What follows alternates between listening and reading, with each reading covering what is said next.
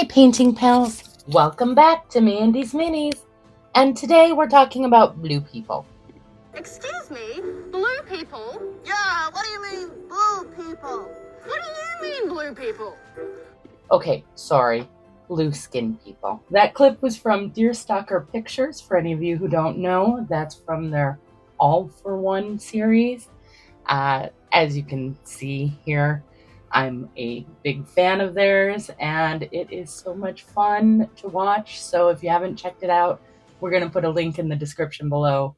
Check out that series. Nixie is definitely my favorite, but what about you? Let me know. In the meantime, I do have my little mermaid fish person here, and very similar to Glytherin, but not Glytherin, so we're not using her as a sample. I have her based out in AK's, okay, I'm not pronouncing that, Archaetic Turquoise, I guess. So yeah, I'm sorry, I did try, butchered it. But now we're moving to towards our mid-tone, which is going to be Reaper's Siren Song. Oh, look at what a pretty blue that is. So we're heading off in that direction as I get started here. You guys know the drill. We basically started with our base coat, and now we are layering up. I'm not actually starting with a 50-50 mix like I normally would, just because these colors are actually fairly similar, and I intend to do more of a glazed blend at the end, like I always do.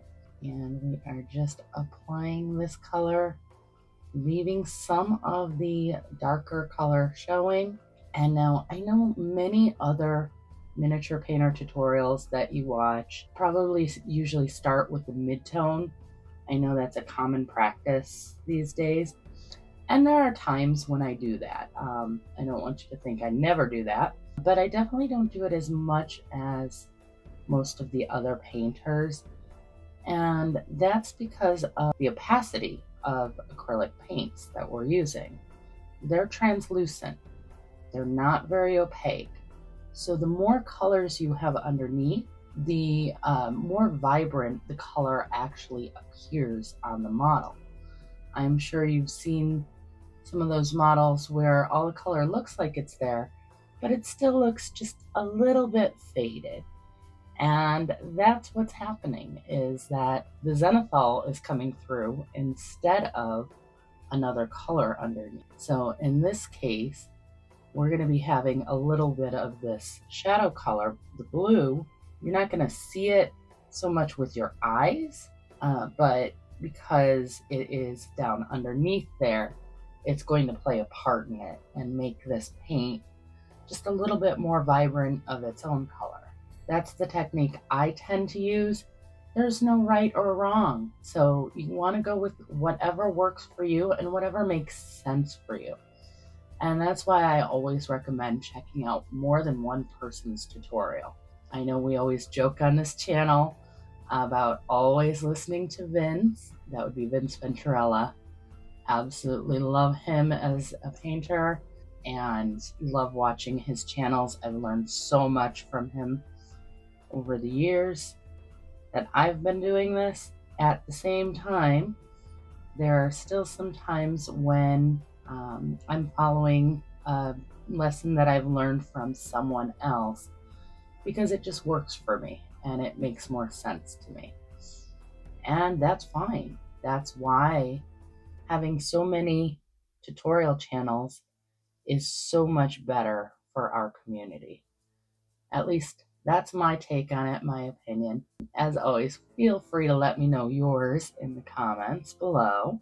I always want to be nice and respectful in there, even when we're disagreeing. But I still love hearing all the different opinions, and quite frankly, sometimes you guys can change my mind about things. So, all right, I'm going to go around and continue painting her up and getting all of this color down. And remember, we're going for layering, so we're doing 2 coats. So once the first coat is down, I'll go through and do a second coat, and then I'll come back and show you the next steps. Okay, and we're back, and she's got all her mid-tone on her. And now we're going to go up to the highlight.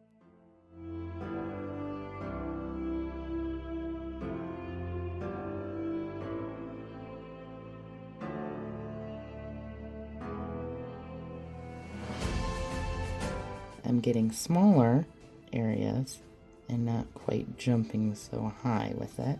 And you'll notice I'm focusing on just a few specific areas that will highlight the most. A little more off there. There we go. Okay, and then I can take it one higher and go with just the pastel blue for just those highest little places. And I'm just going to do the tiniest little dots of them to show up, because it's not going to be much at all. So just tiny, tiny, tiny. All right, and there we go.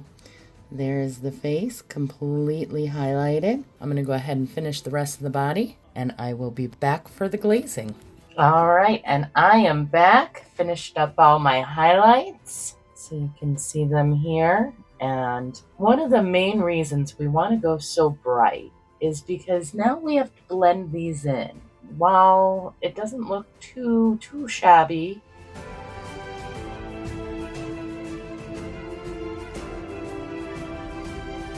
mix it with some of the mid-tone, which of course is going to give me something a little more purplish. It's going to be hard to see on my brush here. And that way, there you can see how it looks a little more pink.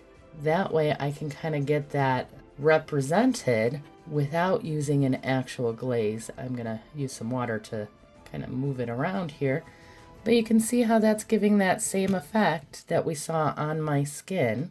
And it's not that I'm glazing, it's that I just mixed up two colors. I did add some extra water so it's thin, but I just can't seem to get a whole lot on my brush here. I just mixed those up so that it comes in and does the same thing. This is how I often did before I could get glazing down, did makeup like blush and things like that on my models. So you can see how that just kind of adds another level of dimension. So, and this again, not a glaze. This is literally just a layer of paint, but it's the two colors mixed. So if you struggle with glazing, that's a good trick that you can try to see if it works for you. I'm not going to promise it does, because not all tricks and tips work for everybody.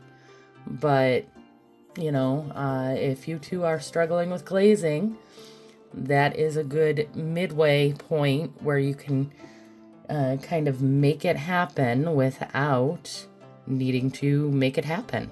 All right. So while I go ahead and finish painting her up, Taylor, if you wouldn't mind, please magically transporting them to the final photos. And while you check those out, you know I'm going to take a moment to say thank you to all of you for watching. I hope you got something out of this and maybe had a little bit of fun as well. A special thank you to my patrons. You guys are such a joy, and even beyond the monetary support, the support you've given our channel and me, I just really cannot tell you how much I appreciate it. So thank you all so much, and for sitting in on another one. And you know, if you want to support the channel and without joining Patreon, you can like and subscribe, and that always helps us out as well. So thank you again, whether you do that or not. And until next time, have fun and keep creating. And don't forget to check out All for One.